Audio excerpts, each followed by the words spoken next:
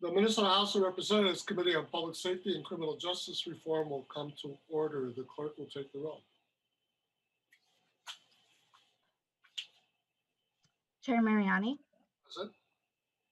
Vice Chair Frazier, Present. Representative Johnson, Representative Johnson, Representative Edelson, Representative Edelson, Representative Feist, Present. Representative Grosso, excused, Representative Hollins, Present. Representative Huot, Present. Representative Cleaborn, Present. Representative Long, Present. Representative Lucero, I just heard the beans grind for a fresh cup of afternoon wake-up juice. Representative Moller, Present and without wake-up juice. Representative Novotny, Present. Representative O'Neill, O'Neill, present. Representative Pinto, Representative Pinto, Representative Poston, Representative Poston, Representative Raleigh, Raleigh, present. Representative Vang, Present. Representative Zhang, Representative Zhang, Here. Representative Johnson, Present. For some reason, my Zoom had no audio, so I had to back out and come back in. Representative Edelson,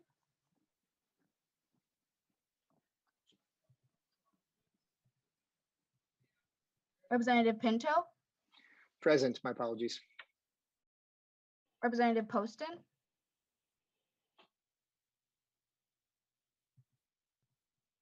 that concludes roll call with 16 present, 3 excused. Very well. Quorum is present. This hearing is being conducted remotely on an electronic platform pursuant to Minnesota House Rule 10.01 Emergency House Operations in response to the COVID-19 infectious disease pandemic requiring public health exercise of social distancing. The public can view House Rule 10.01 on the Minnesota House website. You can also visit the committee page for this committee on that website to view instructions on how to access this hearing via streaming video, as well as instructions on how to participate in public testimony. Our first order of business today is to adopt the minutes from March 2nd. If I can get a motion to that effect, I'd greatly appreciate it. So moved, Mr. Chair. We have lots of people moving. Representative Pinto moves adoption of the minutes of March 2nd. All, or rather, discussion. Representative Johnson, I assume a voice vote will suffice here. That will be fine. Very well, thank you, sir. All in favor of adopting the minutes of March 2nd for this committee? I just want to make sure I have the right date. For this committee, please say aye. Aye. Aye. Aye. All same sign. Motion prevails, and the minutes of March 2nd are hereby adopted. Members, we have a long meeting agenda here, and it looks like the house dog just wandered into my office. We have a long meeting agenda here. We're going to get through a number of bills during our regular allotted time this afternoon, and then we will recess and reconvene at 5 p.m. to complete the agenda. First up is House File 901. Representative Moller, who we never see in this committee anymore nowadays, is here to present House File 901, and the chair, Representative Moller, moves to refer House File 901 to the General Register. Welcome to the committee, Representative Moller, and I believe you have an author's amendment. Thank you, Mr. Chair. I do. I have the A1 amendment that just puts the bill in the shape I desire. Very well. Representative Johnson, you're okay with a voice vote for the author's amendment? Yes, I am. Very well, thank you. Very well then, the chair moves to amend House File 901 with the A1 amendment. All in favor, please say aye. Aye. Aye. Opposed? Opposed, same sign. Motion prevails, and House File 901 as amended with the A1 amendment is before us. Representative Moller. Thank you, Mr. Chair, members of the committee. It's nice to be back with you today. So House File 901 is a bill related to prosecutor-initiated resentencing. And as a previous member of this committee, we heard from people who received 40 years of probation for drug offenses. We heard from people who have complied with treatment and programming, whose probation officers or correction officials support their release from incarceration or probation, but there's no way for them to seek consideration of that. Prosecutors are ethically required to be ministers of justice, and this legislation recognizes the role that prosecutors have as ministers of justice by enabling them to seek sentence reductions for people who have been rehabilitated. The bill also provides incentives to those who have entered the system to seek programming and comply with the terms of their sentences. In drafting this legislation, we carefully considered victim rights and ensured that they are included throughout this process. We also wanted to make sure that courts and county attorneys could use existing resources. In cases where a prosecutor seeks the sentencing adjustment, the court will determine if substantial and compelling reasons exist to make that adjustment. The court will consider numerous factors in making the determination to modify a sentence. We have a number of supporters, including the Second Chance Coalition, the Ramsey County Attorney's Office, the Hennepin County Attorney's Office, the Attorney General's Office, and the Minnesota Coalition Against Sexual Assault. A support letter from the Department of Corrections is in your packets.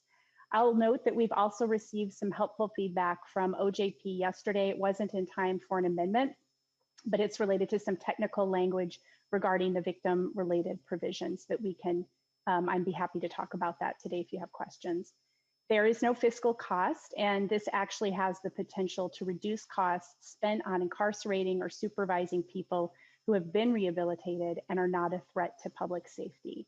And with that, Mr. Chair, I have one testifier, and then I have some other people on hand to answer questions that you and other committee members may have. Very well, thank you, Representative Moller. You have, I believe, John Choi, Ramsey County Attorney. County Attorney Choi, if you can come forward, state your name for the record and give us your testimony. Good afternoon, Mr. Chairman and members of the committee. For the record, my name is John Choi, and I have the honor and pleasure to serve the people of Ramsey County as their county attorney. And I come before you today to state my strong support for this bill, House File 901, and the leadership that Representative Moller is providing as aside from being a legislator, she's also a prosecutor, and she said it so well.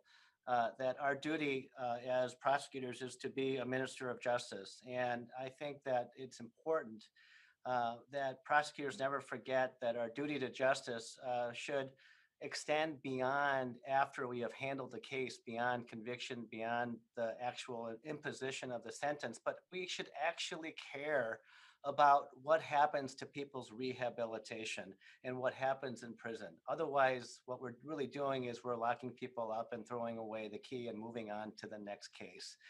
And so this bill, in my opinion, poses a great opportunity for prosecutors to really dig deeper in our role as ministers of justice for our community, to ensure that the value in our justice system of redemption, rehabilitation, and reconciliation is alive and well. I know for a fact that within our families and places of worship across the state, those values are alive and well. And what this bill allows for is to ensure that in our criminal justice system and how we think about corrections in the state, that we actually show these important values in the context of the people that have gone through our systems and then are in correctional settings. And so I am very much just really excited about this possibility. This does not impose any obligation on the part of any prosecutor to do anything. But what it does do is that it provides a uniform way across the state for communities and elected chief prosecutors to have conversations about people that are currently in prison or who are on probation with extended, really long periods of length, and have those conversations. And it gives us the option or the ability to do something if justice requires it. And so I'm speaking here today, not as a member of the Minnesota County Attorneys Association. The County Attorneys Association has not taken a position on this bill because it has not come before our board, but it will as a part of our next meeting. And both Mike Freeman and I've talked to other colleagues, and I hope that we'll be able to come back to you, Mr. Chairman, with the full support of the Minnesota County Attorneys Association, because when we really focus on this bill, I know that people recognize the value that it can have to improve the quality of justice in the state of Minnesota. So thank you so much. Thank you, County Attorney Choi. Thank you for your work on this, and I do look forward to hearing from the MCAA hopefully soon. Representative Moller, I don't believe you have any other testifiers. So why don't we just jump right into discussion with the committee members? And we'll start with Representative Raleigh. Representative Raleigh. Thank you, Mr. Chair. I appreciate it very much. I've got a couple questions that kind of all feed into each other. And so just for the chair's pleasure, I've got, I think, 3 questions. Thank you. The first question, Mr. Chair, is the bill allows the Commissioner of Corrections to request that a prosecutor files for a reduced sentence. Why is that necessary in this language? And can you help me understand what that does and how it changes it, please? Representative Moller. Yeah, thank you, Mr. Chair, and thank you, Representative Raleigh, for that question. It's an excellent question. So what we're hearing from the Department of Corrections, they are really the ones who are knowledgeable about whether a person is completing programming, what their rehabilitation efforts have been while they're incarcerated, have they had any violations or things like that. And so as prosecutors, really once we've sort of completed our task, we don't really have that information. And so that's really one way to get at who those people are who are incarcerated, who might meet the requirements for this, but we wouldn't otherwise know about. Representative Raleigh. Thank you, Mr. Chair. The bill, as my understanding and my reading of the bill, it allows the offender themselves to request that a prosecutor file a petition, excuse me. I guess I'd be interested in finding out from the testifier, would this encourage every offender to then request for a reduced sentence? And would it have the unintended consequences of clogging up the system, Mr. Chair? County Attorney Choi.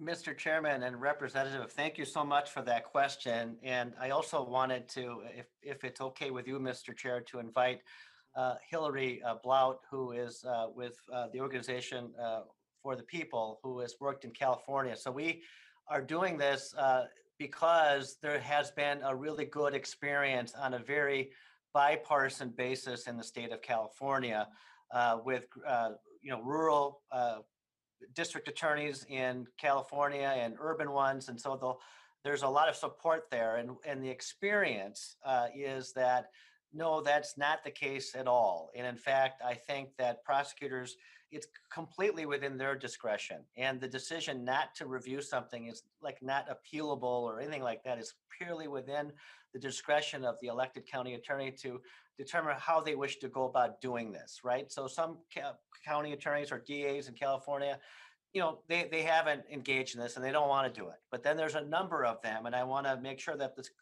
committee is very clear that it's conservatives and liberal county district attorneys that have been utilizing this approach, and it's been working very well, where they set up the parameters. They say these are the cases that we're interested in. Many of them work with Hillary Blout's organization, where they do some of the screening. So as Representative Moller talked about, it's important for us to get that information from maybe corrections, but we can utilize partners, nonprofit organizations to help do some of that vetting. And of course, we also have obligations for the victim, to the victim. And so we will have them to be a part of the process. But I will also tell you that what I have found when we have that right situation, you will see many victims across the state that they want to exhibit some aspect of mercy when they recognize that that justice could be further even accomplished with rehabilitation, and they see some of those things. Oftentimes victims are very happy to be in a place to be involved with that in some way. And I think there's really creative ways to even maybe help the victim have more healing as a part of this process. And so I would invite, if it's okay with you, Mr. Chair, I think Hillary Blount from California just has so much wisdom to share with this committee, because they've been working with district attorneys of all stripes in California, making this happen. And we don't think that this is going to be this huge floodgate, because we get to control it. Well, we are on a very tight timeline, but I do want to welcome Ms. Blount. I presume virtually to Minnesota. Ms. Blount, if you can state your name for the record. And really the direct question is whether or not, I think the direct question here is whether or not such an effort or this legislation in your state, whether that's clogged the courts. Ms. Blount. Yes. Thank you. Thank you for having me virtually. Yes, my name is Hillary Blount, and I'm the executive director of For the People. And so we're a California-based organization, and we worked on the first law of this type. And so this law went into effect in 2019, and that's correct. We have not, it has not been something that has clogged the court, primarily because it goes through the DA's offices here in California.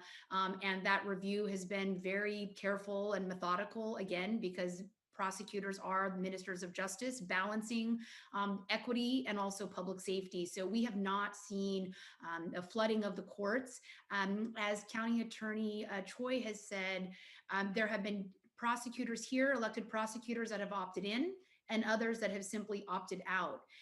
And what's interesting, though, I want to just add is that what we have seen in terms of the message getting out about this bill in the prison is we've actually heard and we've actually seen it incentivize people in prison.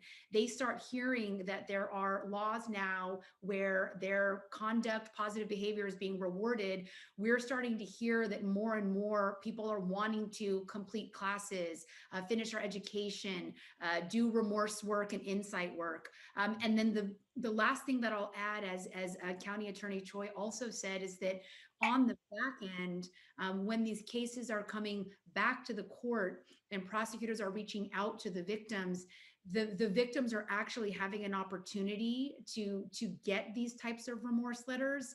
Many of the people that we've worked with 10, 15, 20 years ago, they were not ready to be fully accountable and be able to share that insight. And so on the back end, we're actually able to provide some of that closure and some of that healing to the victims that have been involved in the cases that we've worked on.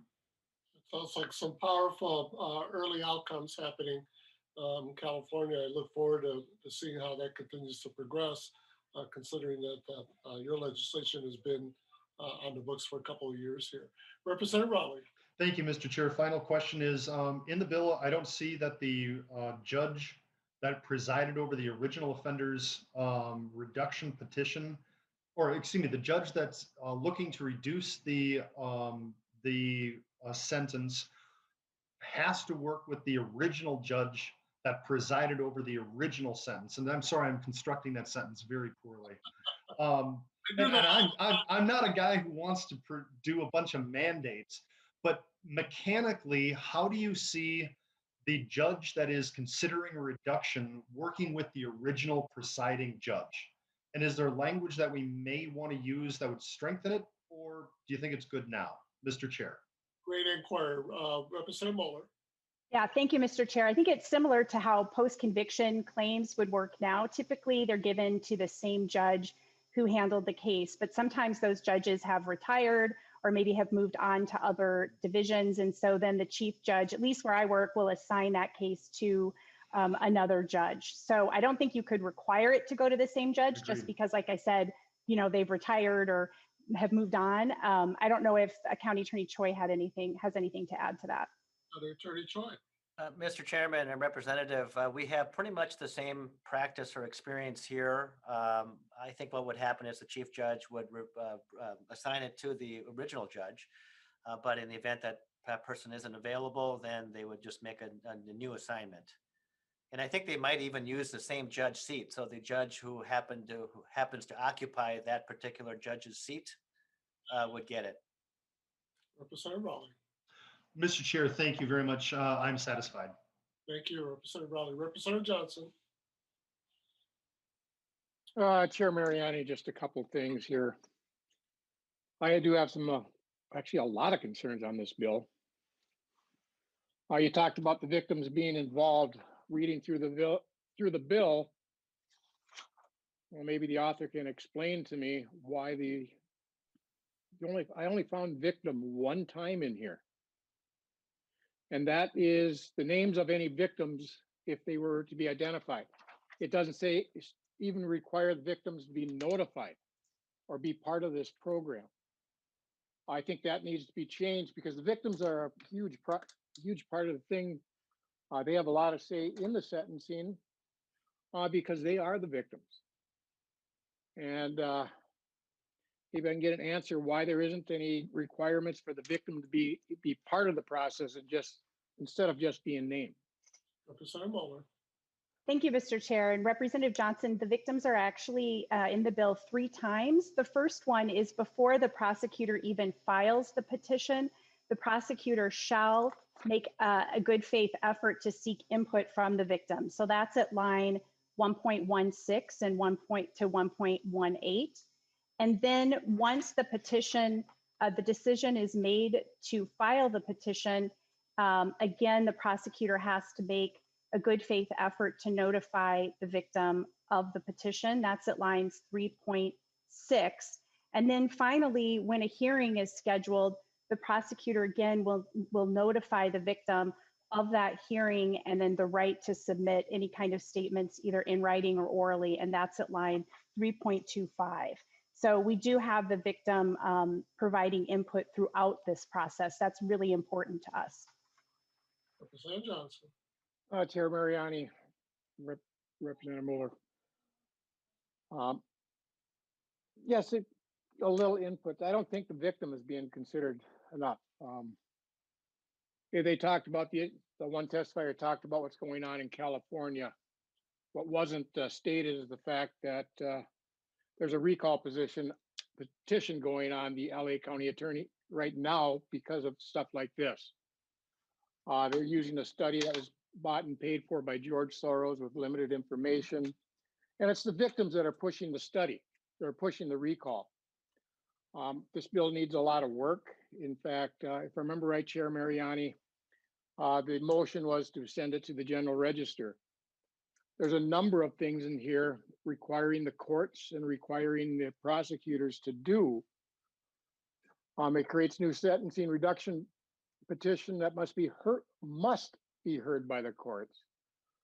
And as amended, it requires judges to complete the sentencing worksheets. With the Sentencing Guidelines Commission, it's doing requirements for the courts. This needs to go to judiciary, not the General Register. I'm going to make that clear up front. Also, maybe County Attorney Choi can answer this question. Now, if there's a reduction, is this because it's more than likely going to be well outside the sentencing guidelines recommendations? Which is the new judge who never heard anything about the crime going to have to do? And I guess how is he going to manage to do a downward departure form for departing on the sentencing guidelines?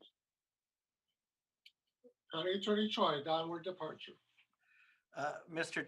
Chairman, I think this bill and this proposed new law sets the framework upon how the judge could make this determination. So it's creating that very clear process. So I don't know if that's answering your question. I don't know if Representative Moller has any further answer to that, but I think what you're asking for is like, how do you mechanically do a downward departure? And the way that I view this law is that it creates the mechanism by which you can do the resentencing, and it provides the procedure that you use in appropriate situations where the prosecutor has exercised their discretion given to him or her by this new law. Sounds like a well-constructed piece of legislation. Representative Johnson. Okay, that still doesn't explain completely, but I'll let it go at that. Because downward departure forms are designed so if they go outside the guidelines put together by the Sentencing Guidelines Commission, which this body put together to come up with the proper sentences. But whatever. Mr. Chairman? But I have County Attorney Choi, you had your time to speak. This is my turn. Now, the other issue I have, getting back to where I was trying to get my thoughts together again. I'm just wondering if we're going to be starting to do this. I'm wondering for reducing sentence if the people are behaving in prison. Should we have a mechanism to resentence if they're not behaving in prison? It's the same thing. If they're not going to behave, we should extend. Is by what this says. If they behave, we reduce. So I have a lot of problems with this. And the county attorneys are supposed to represent the victims. I have a tough time with this because the way this bill is written, although they notify and obtain information and what was the word? Reasonable have to seek input, the victim is left out of this. And I think that's a shame. And with that, right now, even though it should go to judiciary, I'm pretty confident the chair will not do that. But in the current structure, I can't support this bill. Thank you. Very well. Representative Johnson, this issue has come up before, and what goes to judiciary is certainly appropriate to raise it. We've had conversations with the judiciary chair.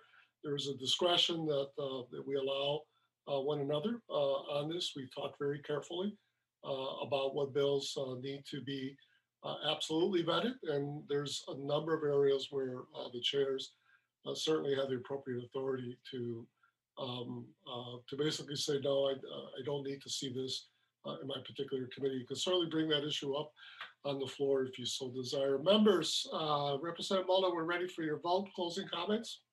Yes, thank you, Mr. Chair. I just wanted to briefly address those few items too, that there has been a fiscal report prepared. There is no cost to the judiciary, so we felt confident in not sending it there.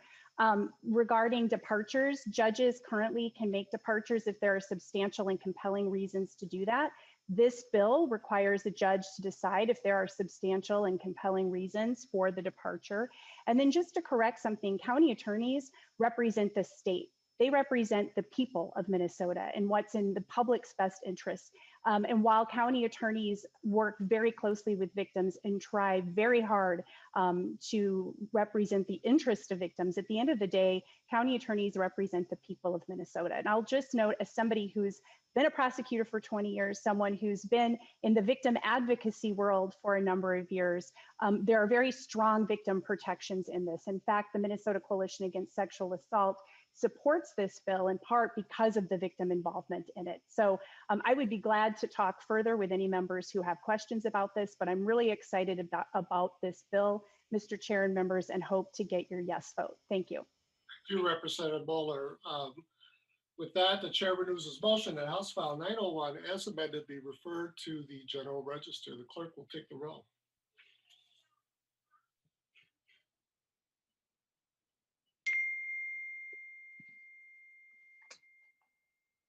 Chair Mariani, Aye. Chair Mariani, aye.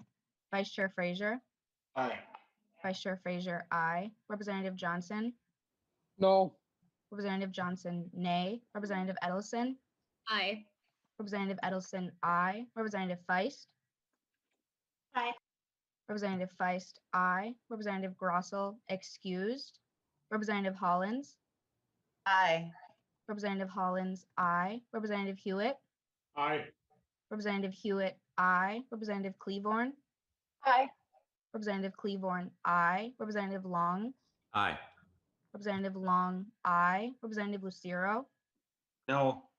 Representative Lucero, nay. Representative Mueller, Mueller votes no. Representative Mueller, nay. Representative Novotny, No. Representative Novotny, nay. Representative O'Neill, O'Neill, aye. Representative O'Neill, aye. Representative Pinto, Aye. Representative Pinto, aye. Representative Poston, Poston, no. Representative Poston, nay. Representative Raleigh, Raleigh, aye. Representative Raleigh, aye. Representative Vang, Aye. Representative Vang, aye. Representative Zhang, Aye. Representative Zhang, aye. That concludes roll call with 13 ayes, 5 nays. Thank you. With 13 ayes and 5 nays, House File 901, as amended, is referred to the General Register. Thank you, Representative Moller. Very good bill. Thank you for bringing it forward. I appreciate the debate here today. I appreciate your presence, Ms. Blount from California. And to my county attorney, John Choi, always appreciate you having you with us. With that, members, Representative Pinto brings forth House File 614. And Representative Pinto, I believe your motion is to refer House File 614 to the General Register. That is my motion, Mr. Chair. Very well. Representative Pinto moves House File 614 be referred to the General Register. And I don't believe you have an author's amendment. So Representative Pinto, your bill is before us. Thank you so much, Mr. Chair and members. House File 614 is a proposal that this committee heard actually shortly before the pandemic hit last year. And then, as we know, a lot was disruptive there, but I'm really pleased to be bringing it back.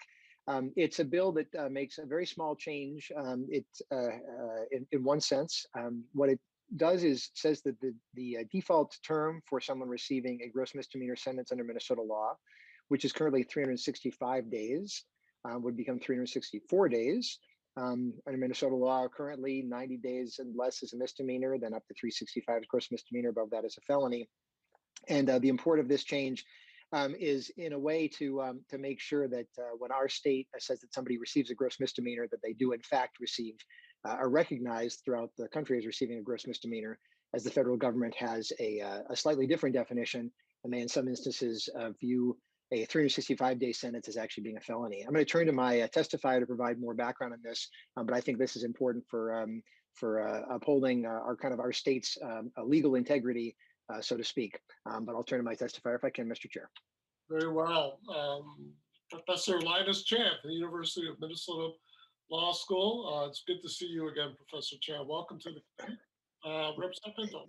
I think, Mr. Chair, I believe that it's Julie Decker from ACLU who's going to be the testifier. I think Mr. Chan is here. Professor Chan is here for questions. I see. Okay, very well. So, doggone it, I wanted to hear from Professor Chan. But perhaps we will. But Ms. Decker, always good to hear from you as well. Please state your name for the record and give us your testimony. Thank you, Mr. Chair. Julia Decker, I'm the Policy Director for the ACLU of Minnesota. ACLU Minnesota supports House File 614, and we're really grateful to Representative Pinto for bringing it back this session. We're also grateful to Representatives Edelson, Moller, and Winkler for signing on to this bill. There's also support for this bill. There's letters of support from the Minneapolis City Attorney, Ramsey County Attorney's Office, as well as the City of St. Paul, and then direct service providers, including Immigrant Law Center of Minnesota and Legal Aid. And I'll be brief. As Representative Pinto indicated, there is this single-day mismatch currently between federal immigration law and Minnesota state law definitions, and this generates inconsistent consequences that are arbitrary. So by changing this one day in our state law, this bill provides clarity and consistency for lawyers, for courts, and for people in the criminal justice system in Minnesota. And this change will also reaffirm the principle that the state legislature, not the federal government, has the authority to define and delineate state criminal offenses and penalties. And so that is the brief description, the brief explanation. I'm happy to help answer questions. And as Representative Pinto indicated, Professor Linus Chan is also here as a professor and immigration lawyer who can also provide expertise on this matter. Very well. With that, questions, discussion?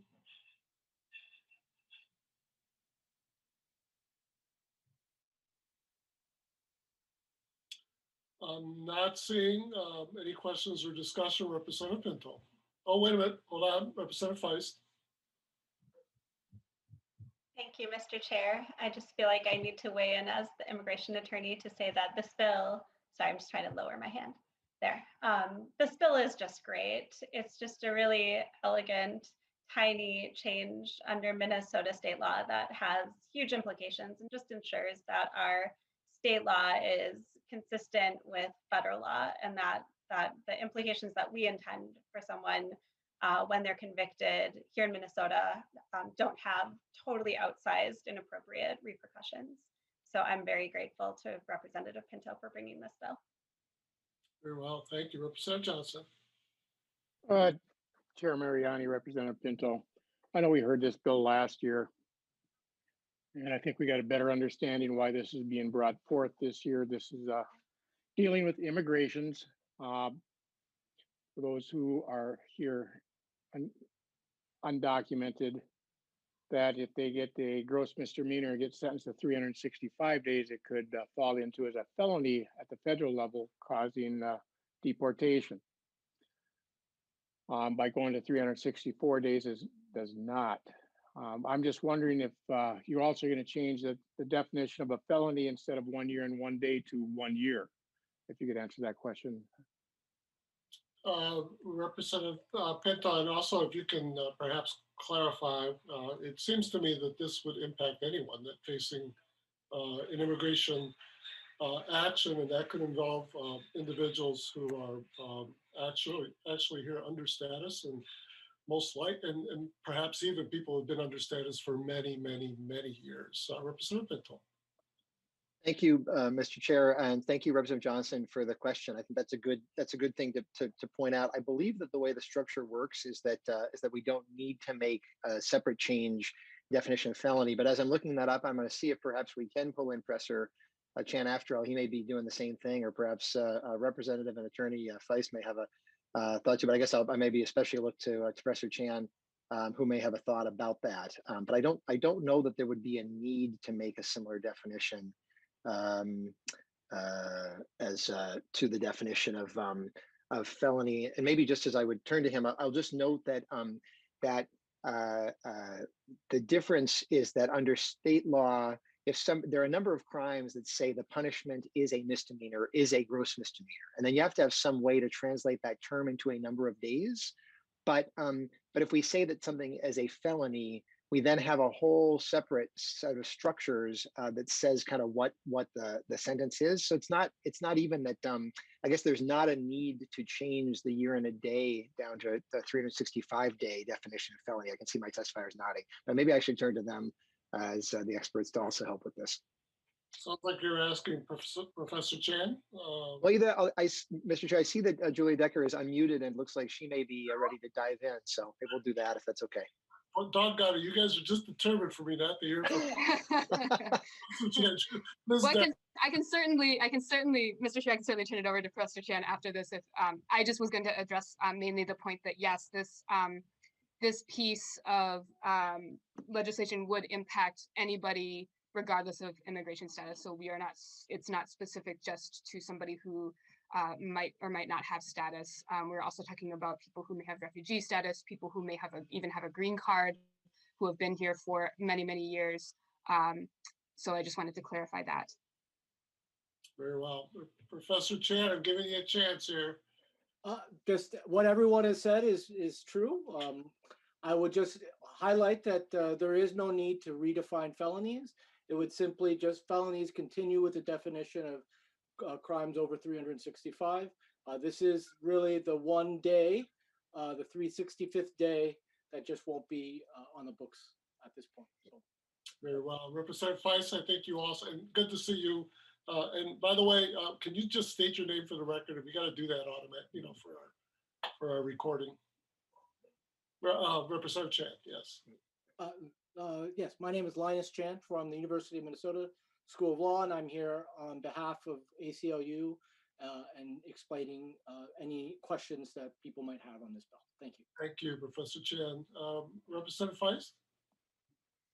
Thank you, Mr. Chair. I was just going to make the exact same point that Ms. Decker made, that this impacts everyone, including permanent residents who have been here for many, many years.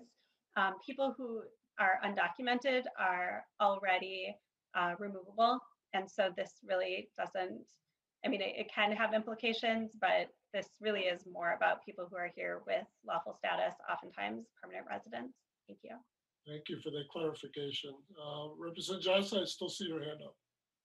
Yes, I was gonna, I want to thank everybody for your comments. The definition of a felony in 609.02 is imprisonment of more than a year. So we will have that 1 day gap where 365 days is 1 year, which was up to 1 year, which was our definition of a gross misdemeanor. We won't have that now. It'll be 364 days, but a felony won't start unless it's over 1 year, and 1 year is 365 days. So I think we may want to look at changing that. And I do know with the immigration issue, I've caught many that were undocumented, called Border Patrol, called ICE, going back many years.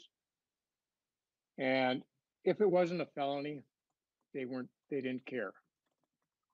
It had to be a felony level or more before they'd even look at an immigration issue. So if those that are here legally, it was less likely to affect them. It's those that here not in the proper channels that this is going to affect and help them. So I understand the concept. I will support the bill because but I'm just bringing out the reason this is coming forward. Thank you, Representative Johnson. Representative Pinto, your closing comments? Thank you, Mr. Chair, and thank you, Representative Johnson, very much. I really appreciate that. And I've had a chance to think a little bit more about your point about the definition, and happy to talk to you separately about that. But in the meantime, I appreciate the support members for this discussion. I really think this is a small change that can have a real positive impact. And so really appreciate your support. Thank you. Thank you, Representative Pinto. Representative Pinto renews his motion that House File 614 be referred to the General Register. The clerk will take the roll. Chair Mariani. Aye. Chair Mariani, aye. Vice Chair Frazier. Aye. Vice Chair Frazier, aye. Representative Johnson. Aye. Representative Johnson, aye. Representative Edelson. Aye. Representative Edelson, aye. Representative Feist. Aye. Representative Feist, aye. Representative Grossel, excused. Representative Hollins. Aye. Representative Hollins, aye. Representative Huot. Aye. Representative Huot, aye. Representative Cleavorn. Aye. Representative Cleavorn, aye. Representative Long. Aye. Representative Long, aye. Representative Lucero. No. Representative Lucero, nay. Representative Mueller. Mueller votes yes. Representative Mueller, aye. Representative Novotny. Novotny, yes. Representative Novotny, aye. Representative O'Neill. O'Neill, aye. Representative O'Neill, aye. Representative Pinto. Aye. Representative Pinto, aye. Representative Poston. Poston, aye. Representative Poston, aye. Representative Raleigh. Raleigh, aye. Representative Raleigh, aye. Representative Vang. Aye. Representative Vang, aye. Representative Zhang. Representative Zhang.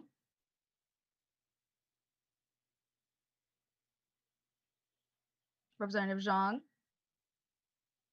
That concludes roll call with 17 ayes, with 16 ayes, 1 nay. Very well. With 16 ayes, 1 nay, House File 614 is referred to the motion prevails, and House File 614 is referred to the General Register. Thank you, Representative Pinto. Thank you, Professor Chan. And thank you, Ms. Decker, for being with us here today. The next bill is House File 478, Representative Feist. And Representative Feist, we do have a technical issue. I was informed just before the hearing, and has nothing to do with anything you did or any of us, but apparently we don't have actual possession of House File 478. I think it just has to do with kind of a lag in how some bills are moving or not moving through the session. Nevertheless, I think it is important to, particularly since you also have testifiers here, it's important for us to hear the bill, have basically an informational hearing of the bill, have a discussion of it. We won't be able to act in any way on it, including our ability to amend it, but we can certainly talk about any amendments as well. And my hope is that once the system kind of clears up, we can catch up and pull the bill back up before us, and then act on it whenever that happens. So Representative Feist, I'm not sure what the technical motion is. I guess the chair will move House File 478 for an informational discussion here today. Representative Feist. Thank you, Mr. Chair. And I feel like this is the universe acting to my benefit, because I've actually had several really great conversations over the last day with Representative O'Neill. And this gives us more time to conclude those conversations, hopefully in a way that really is very, very satisfying. So I'm very fine with the procedural place we are at today. I am honored to be carrying the Veterans Restorative Justice Act. This bill creates statewide access to a specialized restorative sentencing structure for eligible veterans who have committed lower level criminal offenses as a direct result of a service-related condition. This bill has the support of a broad coalition of stakeholders, including prosecutors, defense attorneys, veterans groups, as well as victims advocates, such as Violence Free Minnesota. I had the privilege to sit on a veterans treatment court hearing recently. It was an eye-opening experience to see the process, which was so affirming and really focused on the veterans' whole lives as the court staff worked to provide the veterans with the support that they needed to graduate from the program and succeed in life. Incredibly, this personalized approach to sentencing is projected to save $1.2 million. Our conversation today is going to center around the structure of the bill and ensuring that it protects the rights of victims and demands accountability of veterans while honoring their service to our country. I would like to make some preliminary points to frame the discussion. Whether a veteran accepts a guilty plea or undergoes the restorative program, there's no reason to believe that their family situation will change. Their untreated service-related trauma will continue to impact their family through such destructive behavior as drug and alcohol addiction and domestic violence. We can choose to demand accountability through a treatment model, or we can send them back to their families with the root causes of their trauma unaddressed. Victims advocates support this bill because, in their expertise, its current structure optimally protects victim safety. I would also point out that the treatment court model is only available where there is a nexus between the charges and service-related trauma. Victims advocates have expressed to me that this is important to them and that this is not a get-out-of-jail-free card for all veterans. The restorative approach is rigorous, and it would be much easier to accept a guilty plea and serve out probation passively. By selecting the restorative approach to sentencing, the veteran is choosing to confront their actions, seek treatment they need, and commit to achieving their full potential in life. And I would like to end my introduction with a quote from a constituent of mine who emailed me regarding this bill. She wrote, "My father was in World War II. and he came home crazy and got no help. My mother tried to get help, but to no avail. His alcoholism and PTSD made our family life hell. No one and no family should ever have to suffer like we and millions of others have suffered. If my dad had been able to get all the aspects of treatment courts, his life could have been turned around and our family could have thrived. I ask you today to stand with the prosecutors, public defenders, advocates for victims of domestic violence, and all of Minnesota's 9 congressionally chartered veterans service organizations and support this bill. We have today here Mr. Ryan Else, who is an attorney and can run through the specifics of how this would work, as well as Kelsey Jazierski, who is a program coordinator with the Domestic Abuse Project and also can share her personal story.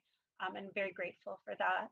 And also, I do look forward to a discussion that is just really looking at this bill in detail. And I'm glad we have an opportunity to maybe look at additional ways to make sure that it really achieves its goals of, honoring and helping veterans who have served this country, and also protecting and centering the victims in that discussion. So thank you. Very well. Thank you, Representative Feist. So it sounds like you're preferring the chair to call up Mr. Else first. Is that appropriate? Yes, please, Mr. Chair. Very well. Ryan Else, if you can come forward, give us your name and your testimony, the chair would appreciate it. Yeah, my name is Ryan Else, E-L-S-E. I am a practicing criminal defense lawyer. I serve as the legislative chair of the Minnesota Association of Criminal Defense Lawyers, and I'm a veteran myself. As Representative Feist noted, this bill has pretty wide-ranging support.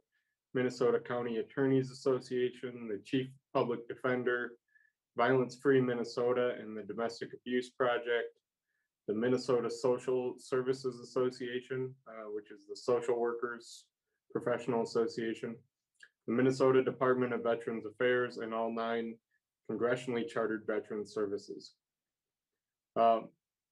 And that support was built through the way the bill was written, which was a working group we founded in 2017 on recognition that a lot of the veterans courts were failing in Minnesota.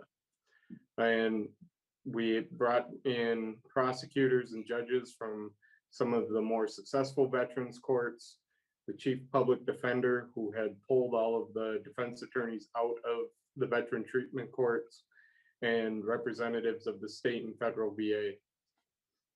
And that working group very quickly landed on the big problem being what we call the disposition issue, which is the legal benefit the veteran receives in exchange for their participation in the veterans court, which is often very difficult for them. They have to go into trauma therapy and relive their traumatic experiences to the point that they're comfortable with them and are no longer affected.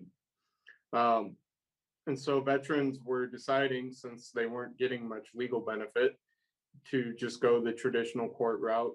And with the public defenders pulled out of the court because they didn't see a legal benefit in it, veterans weren't being referred into veterans courts. So we established that there would need to be a system that was more beneficial legally. And then we looked at how could we go about expanding and standardizing the courts. And we had hoped that we could just stand up individual courts and quickly realize that in rural counties, that's cost prohibitive and just would not have been possible. And the other problem would have been, as each individual court was stood up, they would have had their own models and not necessarily been following best practices and suffered kind of the same fate as the existing courts. So we decided that a statutory model was best, and that the stay of adjudication method would be the best existing legal method to give the proper incentive, because it required the veteran to plea, but allowed them also the opportunity to avoid a conviction in the end. The victim and prosecution gets input throughout the process. The victim has a opportunity at both the sentencing hearing that would happen earlier in the case. And then the final, there's also a new system that doesn't really exist in law now, which is an end of supervision hearing, where the judge has to decide if the veteran has been rehabilitated and if their rehabilitation outweighs the offense and the risk that they pose to public safety. And the victim gets an opportunity to be heard there as well. The prosecution will similarly have an argument on the front end if they don't believe that there is that nexus between the veteran's service-related condition and the crime, or if the prosecution then at the end of supervision hearing doesn't believe that the veteran's truly rehabilitated, they have the option to be heard then as well. But the decision ultimately lies with the judge in this case. The current models in veterans courts are all what we call consent courts, which means the prosecution has to consent. And in the courts where that's working well, that's great. But we have about 75 other counties where prosecution's not deciding to do these sort of things. And that's really what this bill is aimed at. I think the bill strikes a delicate balance between honoring the commitment we have to veterans who would not be in the criminal justice system but for their service on our behalf. We have to keep in mind all of these people passed extensive background checks to get into the military. They went in, they were doing well enough for the military to take them in, which the standards are quite high much of the time. And then when they came out, now they're acting in a criminal way because of what they did on our behalf. So it honors that debt, but it also gives a lot of deference to public safety.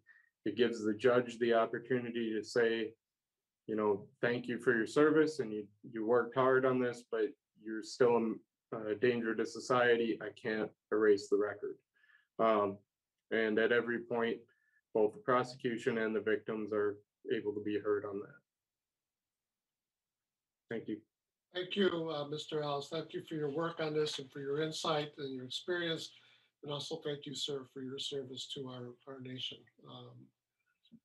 With that, I believe Representative Feist, you have Ms. Kelsey Jazierski, who I think has been through the veteran court system. At any rate, if you can come forward, state your name for the record and give us your testimony. Welcome to the committee. Thank you. Good afternoon, Chairman and members of the committee. My name is Kelsey Jazierski. Great job pronouncing that. And I am the Intervention and Prevention Group Coordinator and Change Step Therapist at the Domestic Abuse Project. On behalf of our organization, we want to thank this committee for supporting a bill to appropriate funding to support families impacted by domestic violence during last year's session. For those of you that aren't familiar with us, Change Step is a military-specific domestic violence group that has been part of our program since 2014. I facilitate Change Step because I am intimately familiar with the military culture. My husband served active duty for 10 years and is currently, at this moment, deployed with the National Guard in Africa. It was 11 years ago last month that he returned from a year-long deployment in Afghanistan. During that deployment, he was part of Operation Dust One, which was the search and rescue mission for Private Bowie Bergdahl. During that operation, my husband witnessed brothers in arms die in combat, and circumstances like these are the catalyst for PTSD. Post-deployment, 3 soldiers from his unit died by suicide over the next year. But these were the only headlines found in newspapers. There wasn't any mention of the wars that were happening in homes. My husband didn't have any trainings or briefings around how his experiences during deployment may impact him or our family when he returned home. And as a spouse, there wasn't any information shared around what I should expect from my husband, who had seen combat. So I did my own research on what to expect and how to best support him, but most partners don't. This deployment was the reason I pursued a graduate degree in mental health. When you live a year long in constant hypervigilance, assessing threats, and responding to situations that are life-threatening, it's difficult to simply turn your survival skills off. And unfortunately, this doesn't always translate well into the civilian world or with your family. The impact of PTSD symptoms, along with military culture, increases the likelihood of using abusive behaviors within intimate relationships. Emotional abuse is prevalent in military culture. No one blinks an eye when a sergeant calls a private a shitbag, and once a year, you're told not to do that at home through an annual briefing. But what these briefings don't include is how the many different forms of abuse impact your partner or your children. So you take these cultural norms, add in PTSD, and the prevalence for violence increases. Throw in a few more deployments and the rates climb higher, but the education or response sees little change. I didn't know it was abuse is one of the most common things that we hear when doing program intakes for Change Step. This is what makes Change Step so specialized and critical. We recognize the core beliefs and behaviors instilled by their service and life experiences and break down that shame, increase awareness, and do it from a trauma-informed approach. Our aim is to build resiliency and validate experiences while also emphasizing that violence is a choice when not in combat. Group participants can recognize how their experiences impact their behaviors, and with that knowledge are able to make healthy choices. They learn how to recognize a pattern, which is essential in stopping the cycle of abuse. This is insight and healing that they won't receive without empathic professional support and a safe place to process. With their growth and understanding their choices, families are also able to start healing. When I interned at the Domestic Abuse Project during grad school, I didn't expect to become as passionate about healing the whole family as I do about working with veterans. And now I get to do both. Receiving healing support is the best way to keep all family members safe. It's imperative that those who have put their lives on the line to defend our freedom are recognized by us aiding in the recovery of the injuries they have suffered. So we at the Domestic Abuse Project are supportive of the Veterans Restorative Justice Act. Thank you for your time and consideration. Thank you, Ms. Jazersky, and thank you for your work in this important area. I was pulling up the name of the organization. It's Change Step, correct? All right. Yes. Thank you for your work at Change Step. Representative Feist, as I shared earlier, we're not going to unfortunately be able to take formal action at this point. We just don't have technical possession of the bill, but you do have an amendment that you were going to offer. I'm wondering if it might be helpful for you just to explain quickly the nature of that amendment. Yeah, I'd be happy to. But my hope is that it might be amended from its current form. But the amendment that I was going to introduce today is just technical changes to the structure of the law, and it wasn't changing anything substantively. Okay, very well.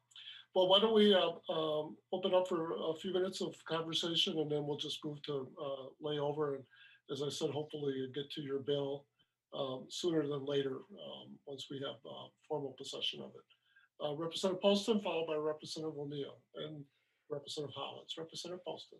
Thank you, Chair Mariani. I have just a quick question for Mr. Leese.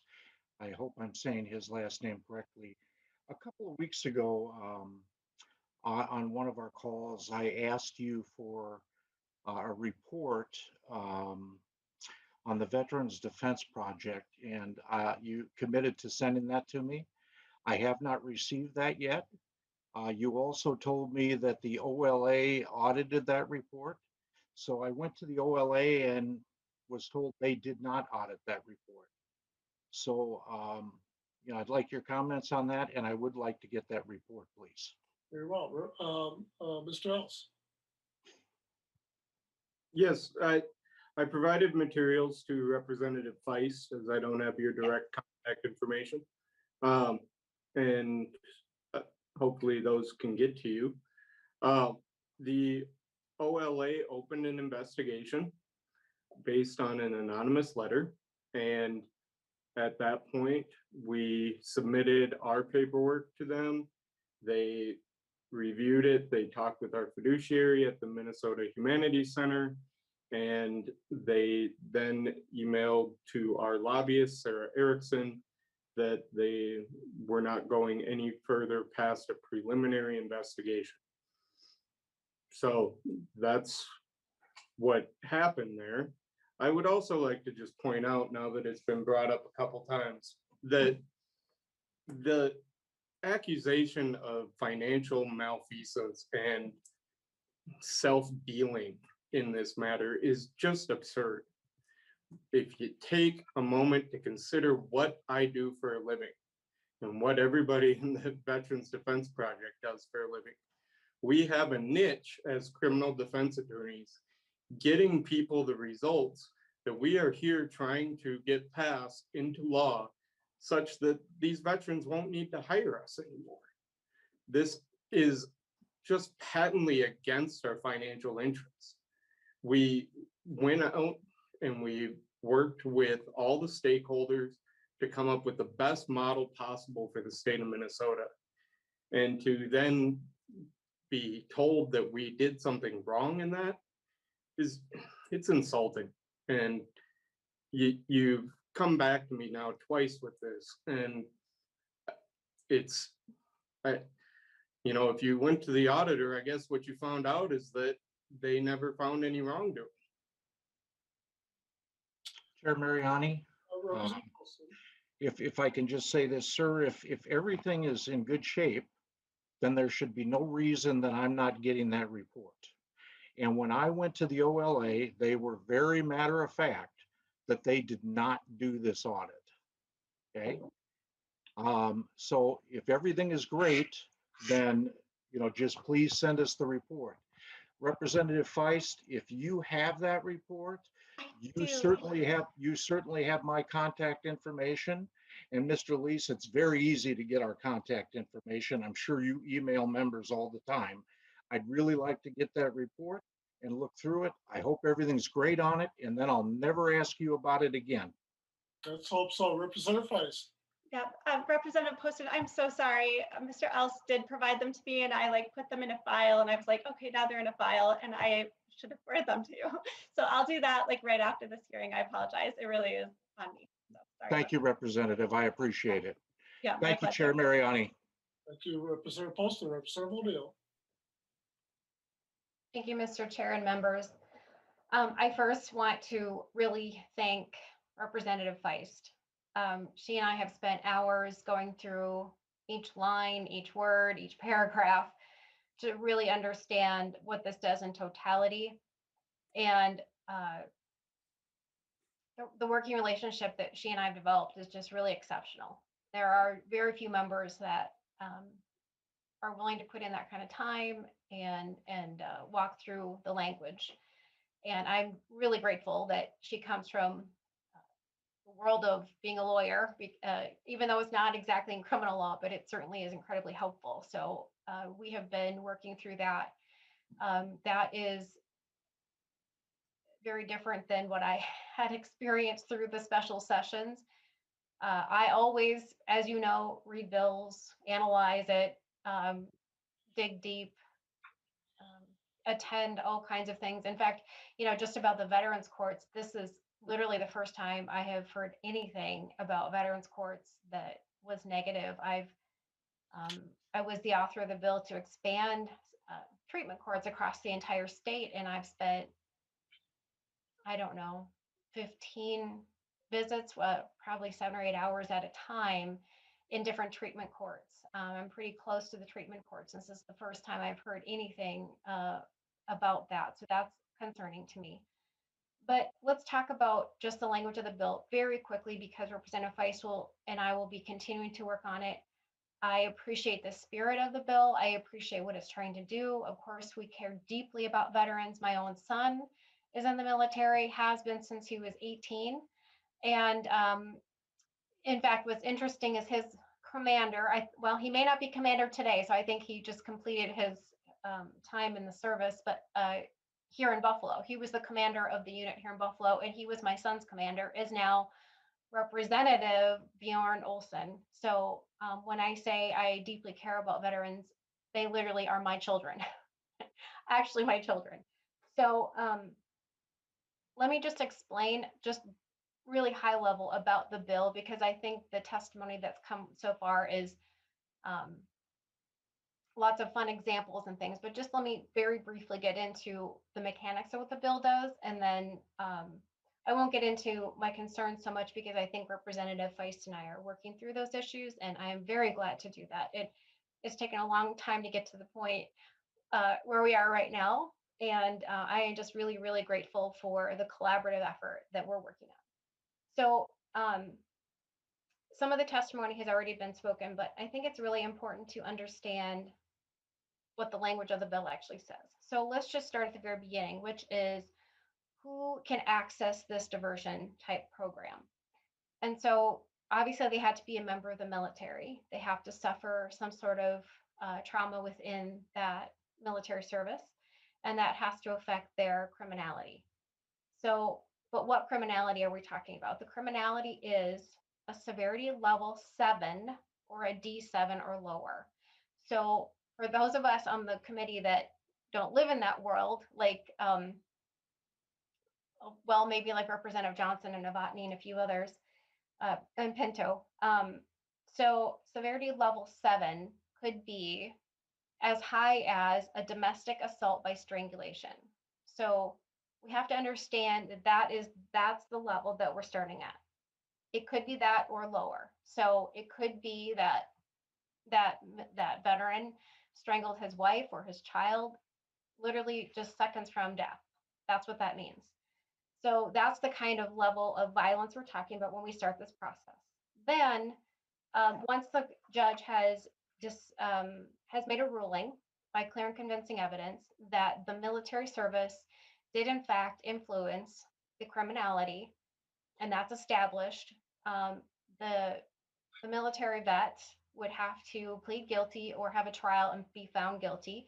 Then he can come back before the judge and he can ask the judge to do this kind of diversion type of sentencing. It's called deferred prosecution.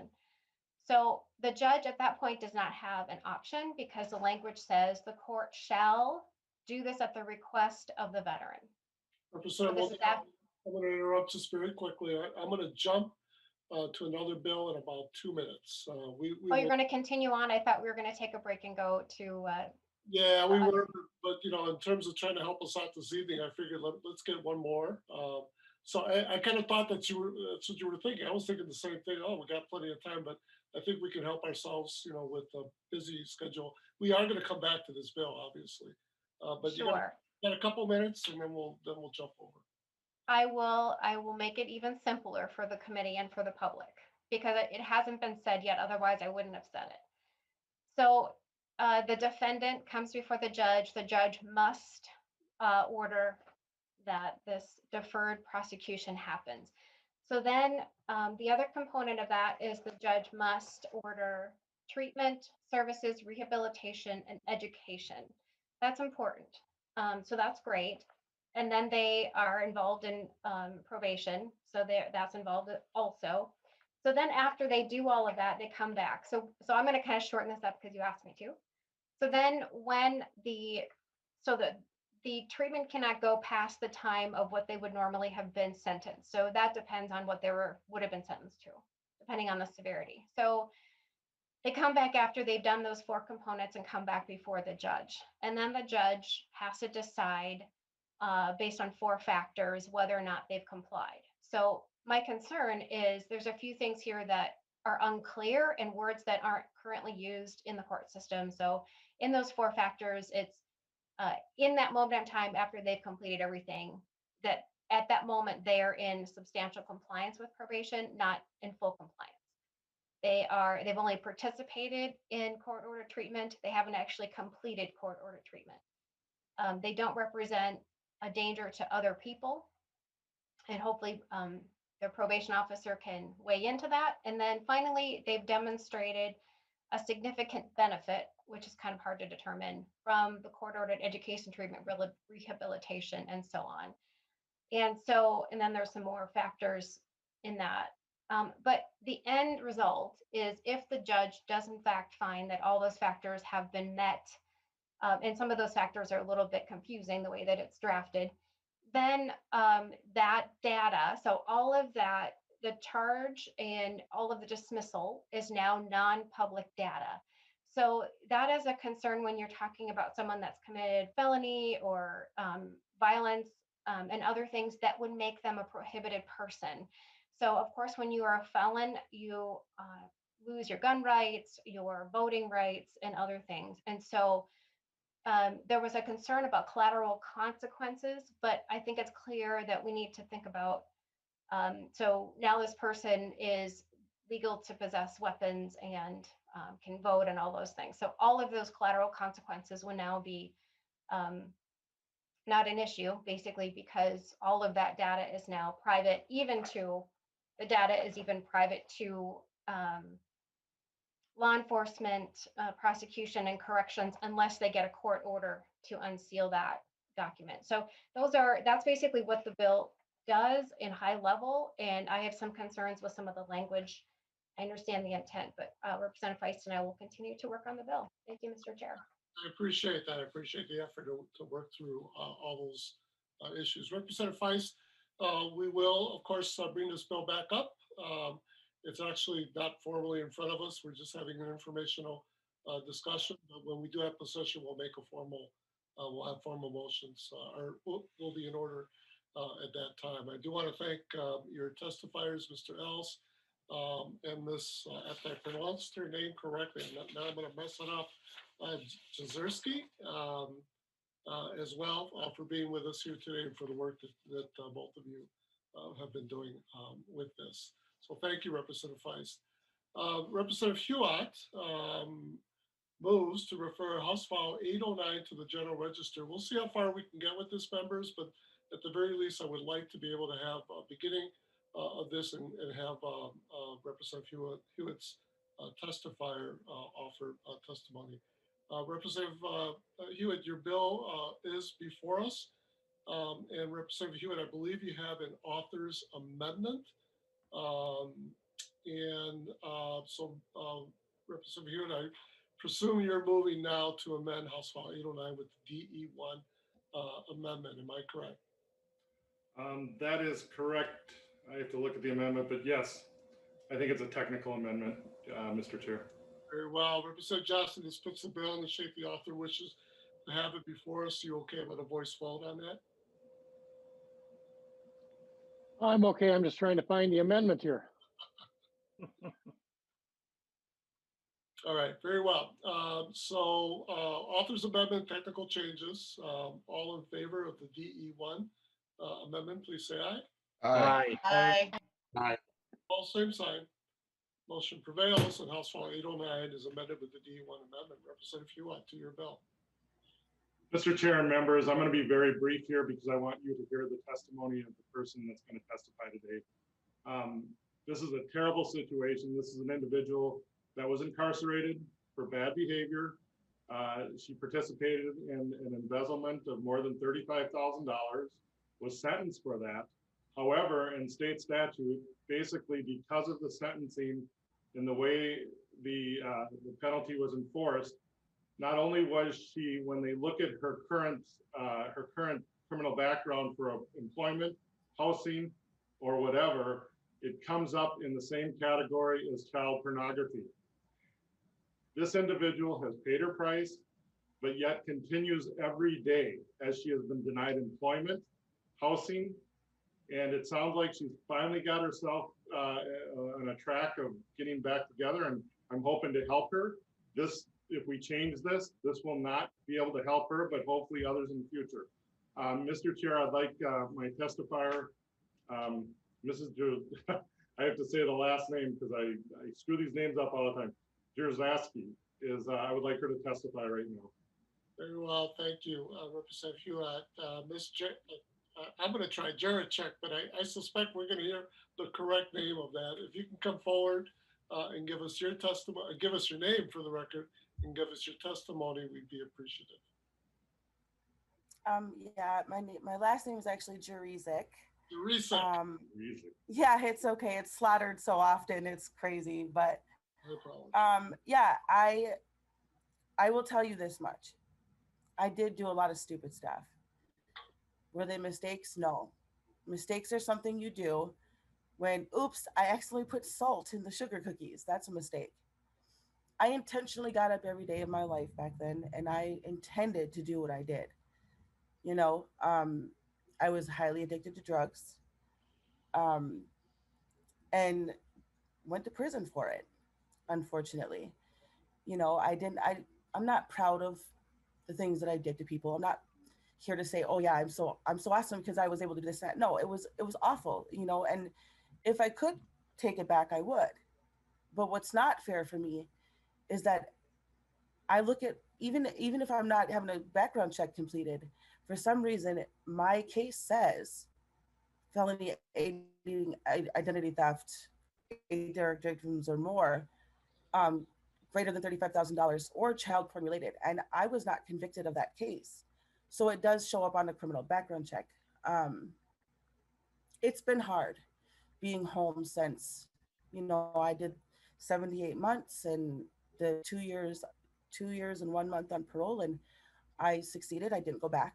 I made a conscious decision while I was in there to change my life, um, for not just myself, but for my son, for my family, for, to break the cycle with him so he wouldn't end up in prison, to show him something different. You'll have to excuse me. I have a cold pretty bad. So that's why I haven't done anything with myself. Cheeks are kind of red.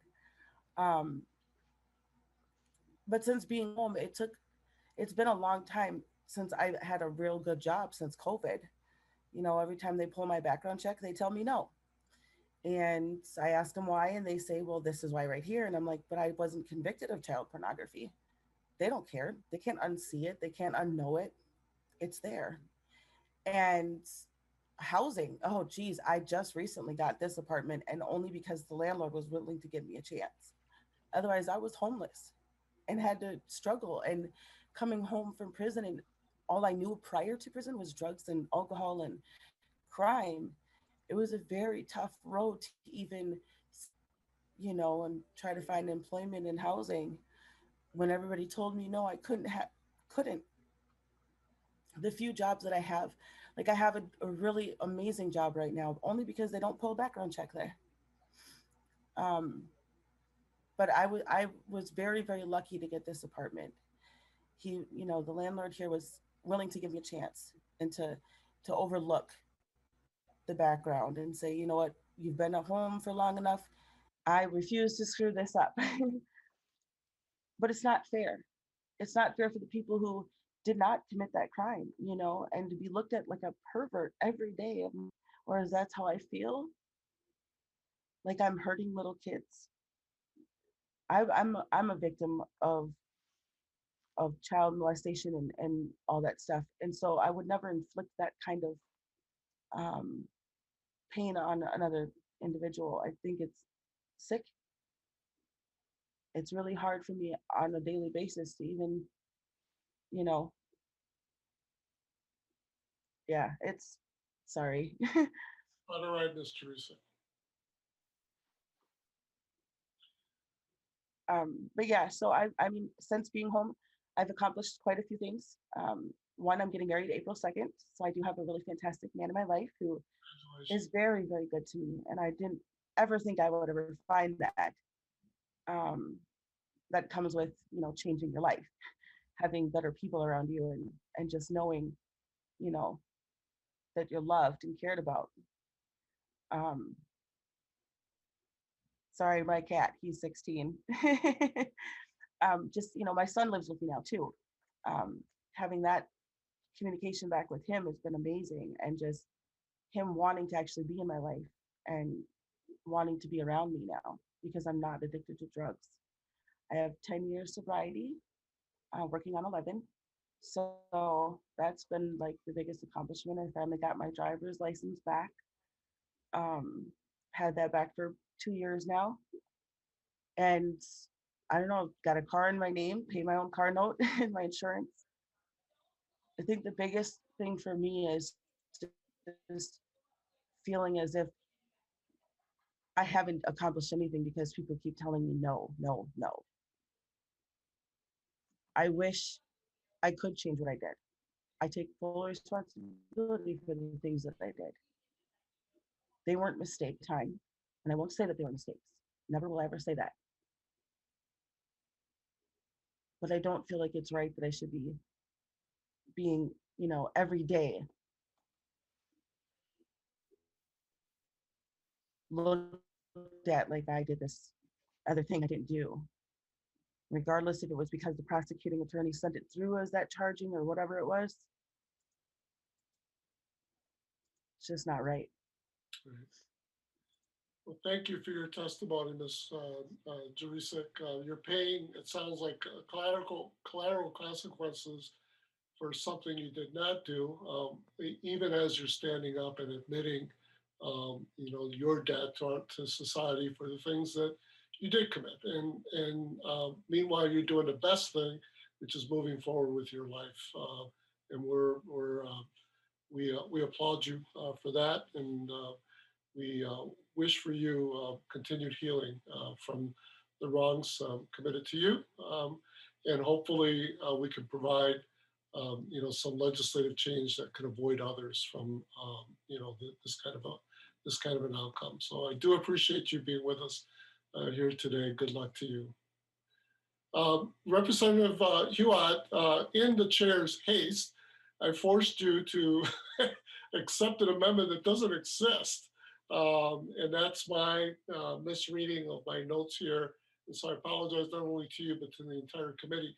And so even though it doesn't exist, because it's on the record, I think a motion to reconsider. I will make that motion.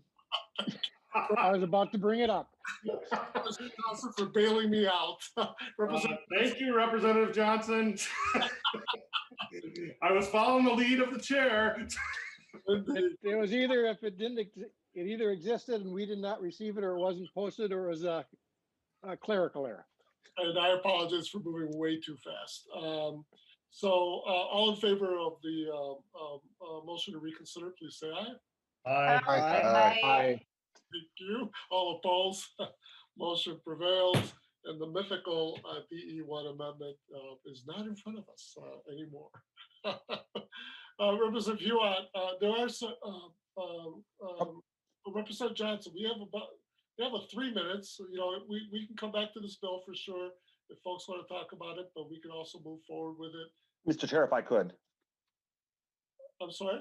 If I could, make a few comments? Yes, Representative Lucero.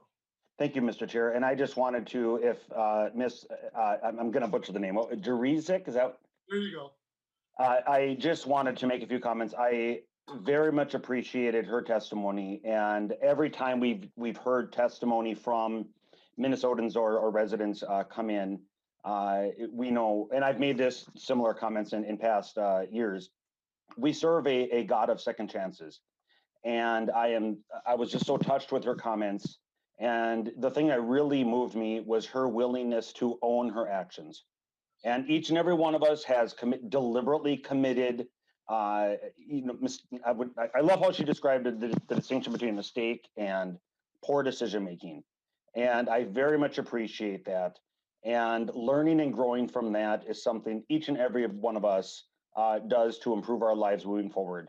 And to have you held back with the turnaround that you've had in your life is something that nobody should have to endure, because you clearly have recognized the past and you want to move forward, and there should be no barriers in your way for wanting to move forward.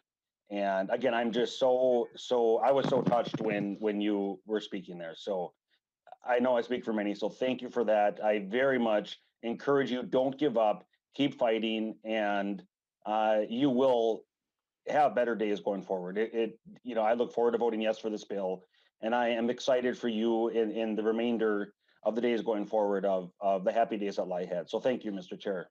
Thank you, Representative Lucero. Representative Huot, we have enough time to move this bill. However, let's see if there's anyone else. Representative Johnson. Chair Mariani, the testifier. I don't want to butcher your name, so I won't say it. Thank you for your testimony today. it shows your conviction to turn your life around. And with the conviction you have, there is nothing that isn't in the realm of possibilities for you to do. With the faith you have in yourself and the confidence you can obtain, there's nothing that's not within your reach. So thank you very much. And I'm looking forward to voting yes on this bill. Good advice. Thank you, Representative Johnson. Representative Huot renews his motion that House File 809 be referred to the General Register. The clerk will take the roll. Chair Mariani. Chair Mariani, aye. Vice Chair Frazier. Aye. Vice Chair Frazier, aye. Representative Johnson. Aye. Representative Johnson, aye. Representative Edelson. Aye. Representative Edelson, aye. Representative Feist. Aye. Representative Feist, aye. Representative Grossel, excused. Representative Hollins. Aye. Representative Hollins, aye. Representative Hewitt. Aye. Representative Hewitt, aye. Representative Cleavorn. Aye. Representative Cleavorn, aye. Representative Long. Aye. Representative Long, aye. Representative Lucero. Yes. Representative Lucero, aye. Representative Mueller. Miller votes yes. Representative Mueller, aye. Representative Novotny. Novotny, aye. Representative Novotny, aye. Representative O'Neill. O'Neill, aye. Representative O'Neill, aye. Representative Pinto. Aye. Representative Pinto, aye. Representative Poston. Poston, aye. Representative Poston, aye. Representative Raleigh. Raleigh, aye. Representative Raleigh, aye. Representative Vang. Aye. Representative Vang, aye. Representative Zhang. Aye. Representative Zhang, aye. That concludes roll call with 18 ayes. With 18 ayes and 0 nays, House File, the motion prevails and House File 809 is referred to the General Register. Thank you, Members. Huot, and to your testifier and to committee members. Members, we will recess at this point and we'll reconvene at 5 p.m. So until then, this committee stands in recess.